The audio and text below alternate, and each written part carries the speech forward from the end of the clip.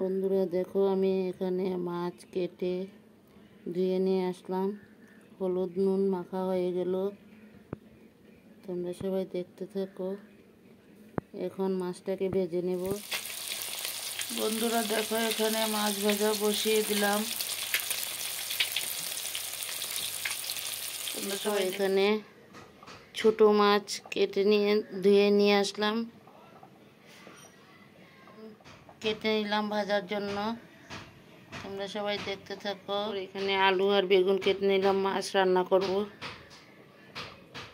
আলু বেগুন দিয়ে। দেখো বন্ধুরা, এখানে আলু বেগুন একসাথে ভেজে নিলাম। দেখো এখানে টমেটো, পেঁয়াজ আর মাছ একসাথে সব কিছু রেডি করে নিলাম। ছোট মাছ দিয়ে রান্না করব টমেটো দিয়ে। দেখো বন্ধুরা, দেখো এখানে আমার মাছ ভাজা হয়ে গেল। মাছ ভেজে নিলাম। সবাই দেখতে থাকো। মাছ ভাজা রেডি। বন্ধুরা দেখো, আমার বেগুন ভাজাও বসিয়ে দিলাম। বেগুন ভাজাও হয়ে গেল।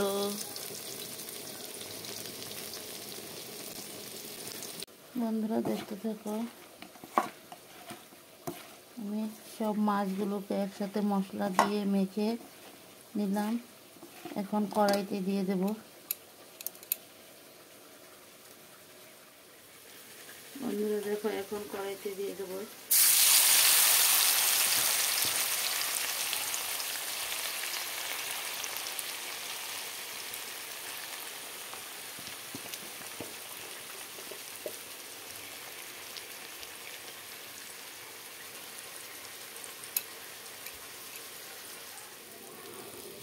বন্ধুরা দেখো, আমার এখানে মশলা কষানো হয়ে গেল।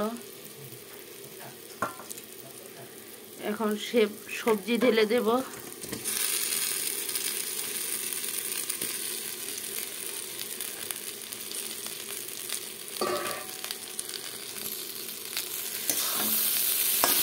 সবজিটাকে নাড়াচাড়া করে তারপর ঝোল দিয়ে দেব।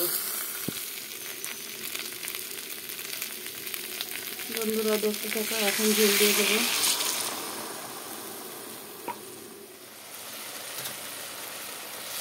বন্ধুরা দেখো, এখানে আমার মাছটা এখন উল্টিয়ে দেবো। তোমরা সবাই দেখতে থাকো। দেখো, মাছটাকে উল্টিয়ে নিলাম।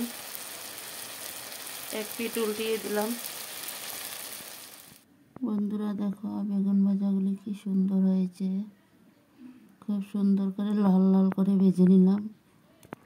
বন্ধুরা দেখো, এখানে ধনিয়া পাতা দিয়ে দিলাম।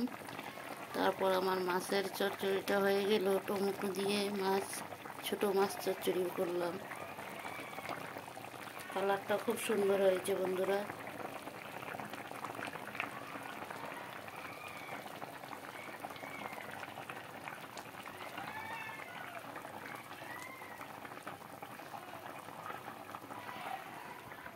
আলু বেগুন দিয়ে মাছ দিয়ে রান্না করছি। এটা তো ধনিয়া পাতা দিয়ে দিলাম। দেখতে থাকো। এটা হয়ে গেল। কেমন হয়েছে দেখো সবাই। বন্ধুরা, ছোট মাছের চচ্চড়িটা কেমন হয়েছে দেখতে থাকো।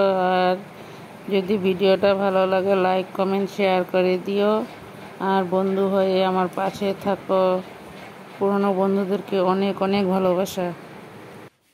পুরনো বন্ধুদেরকে অনেক অনেক ভালোবাসা। আর নতুন বন্ধু হয়ে থাকলে সাবস্ক্রাইব করে বেলটা অন করে রেখে দিও। আমিও নতুন নতুন ভিডিও ছাড়ার সাথে সাথে তোমরা সবাই পেয়ে যাবে। আর দেখো, আমার বড় মাছের রেসিপিটা হয়ে গেল। বন্ধুরা ভিডিওটা অনেক ছোট করে দিয়েছি, সবাই দেখো, কেউ কিন্তু স্কিপ করো না প্লিজ। বন্ধুরা দেখো, ভিডিওটা অনেক ছোট করে দিয়েছি, বেশি বড় করে নেই। সবাই ভালো থাকো, সুস্থ থাকো। টাটা, এই পর্যন্ত শেষ করে দিলাম।